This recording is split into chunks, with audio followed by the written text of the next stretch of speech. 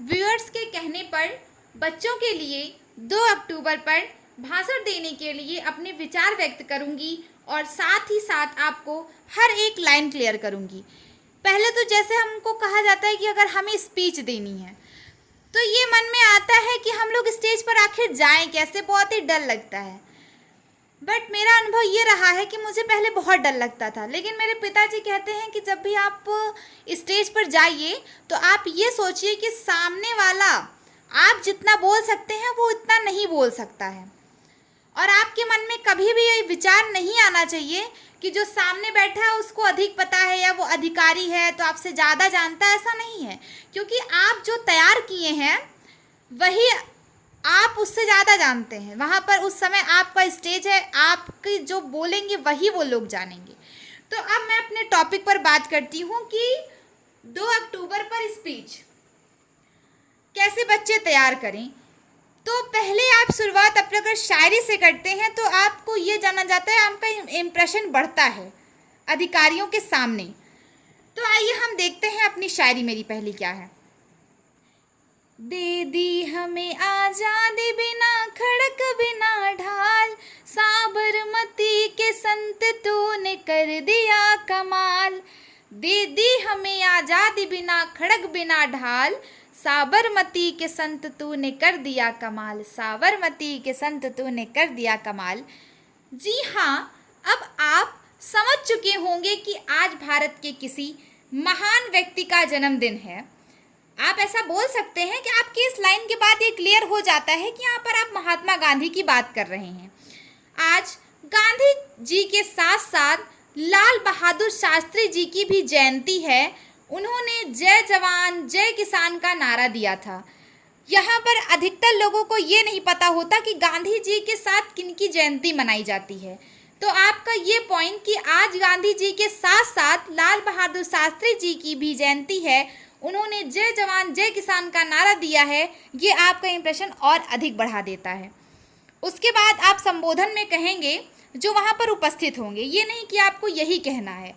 जहाँ पर वो उपस्थित होंगे जैसे आदरणीय अतिथि महोदय या अध्यक्ष महोदय, सम्मानित श्रोतागण, श्रोतागण आप हर जगह यूज़ कर सकते हैं, शिक्षकगण, प्रिंसिपल सर और मेरे प्यारे भाइयों और बहनों। आप अपना नाम इसके बाद इंट्रोड्यूस करवाएंगे कि आपका नाम आखिर है क्या।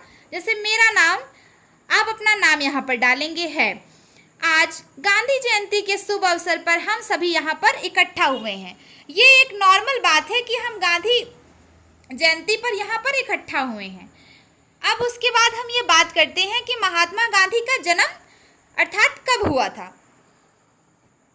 आपको ये बताना बहुत ही ज़रूरी हो जाता है। महात्मा गांधी, जिनका पूरा नाम मोहनदास करमचंद गांधी था, उनका नाम क्या था? मोहनदास करमचंद गांधी था, का जन्म 2 अक्टूबर 1869 ईस्वी को 2 अक्टूबर 1869 ईस्वी को गुजरात के पोरबंदर नामक नगर में एक पारंपरिक हिंदू परिवार में हुआ था। उनका क्या नाम था? मोहनदास करमचंद गांधी था। आप पहला पॉइंट ये था। दूसरा ये है कि उनका जन्म कब हुआ, तो 2 अक्टूबर 1869 को हुआ। फिर आप तीसरा मन में ये लाइए कि कहाँ पर हुआ, तो गुजरात के पोरबंदर नामक नगर में एक पारंपरिक हिंदू परिवार में हुआ था। गांधी जयंती के रूप में देश में बापू के जन्मदिन के रूप में मनाया जाता है। गांधी जयंती के रूप में देश में बापू के जन्मदिन के रूप में मनाया जाता है, जबकि पूरे विश्व में आप अधिकतर लोगों को ये नहीं पता होता कि इसे विश्व में किस नाम से जाना जाता है। आपका इंप्रेशन उन चीज़ों पर आपको ज़्यादा फोकस करना है जो कि अधिकतर लोगों को नहीं पता होती है। जैसे कि ये कि जबकि पूरे विश्व में इसे अंतर्राष्ट्रीय अहिंसा दिवस के रूप में मनाया जाता है। हालांकि ये राष्ट्रपिता गांधी जी और बापू के नाम से विश्व प्रसिद्ध हैं। जैसा कि ये आप जानते हैं कि ये राष्ट्रपिता हैं गांधी जी, आप जानते ही हैं, और बापू के नाम से विश्व में पूरे प्रसिद्ध हैं, वर्ल्ड लेवल पर ये प्रसिद्ध हैं। इनके पिता का नाम करमचंद गांधी और माता का नाम पुतलीबाई था। इनके पिता का नाम क्या था? करमचंद गांधी, और माता का नाम पुतलीबाई था। गांधी जी की पत्नी का नाम कस्तूरबा गांधी था।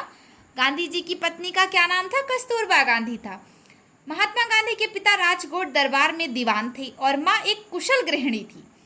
गांधी जी ने 18 वर्ष की आयु में वकालत पढ़ने इंग्लैंड गए। कब ये गए थे वकालत पढ़ने?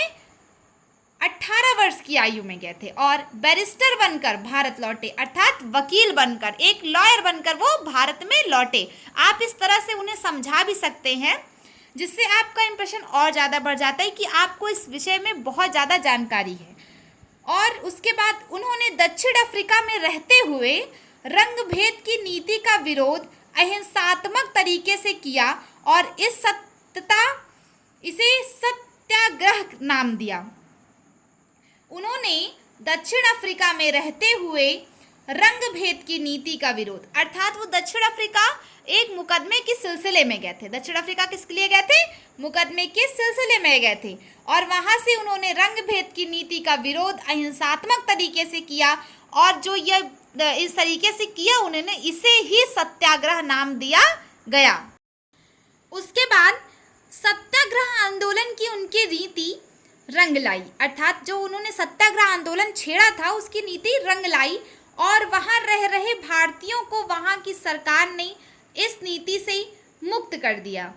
उसके बाद गांधी जी अंग्रेजी दास्ता से भारत को मुक्त करवाने के लिए, जो भारत अंग्रेज हम पर इतना अत्याचार कर रहे थे, तो गांधी जी ने इस अंग्रेजी दास्ता जो चली आ रही थी उससे मुक्त कराने के लिए असहयोग आंदोलन, आप ये 3 आंदोलन अपने भाषण में जरूर बोलें कि उन्होंने असहयोग आंदोलन पहला, उसके बाद सविनय अवज्ञा आंदोलन, उसके बाद भारत छोड़ो आंदोलन चलाया था। ठीक, 30 जनवरी 1948 को नाथूराम गोडसे ने गोली मारकर गांधी जी की हत्या कर दी थी।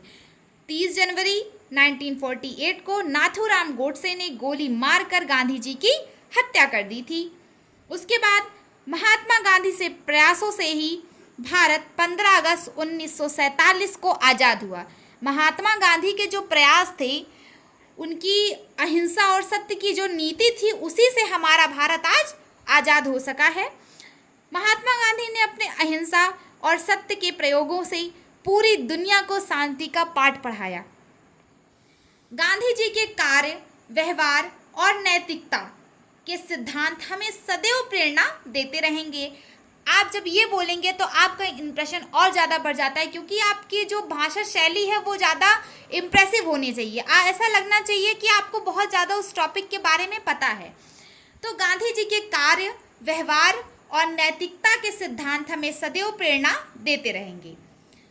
और परमाणु बम के ढेर पर बैठी दुनिया के लिए गांधी जी के विचार ही शांति का पाठ पढ़ा सकते हैं।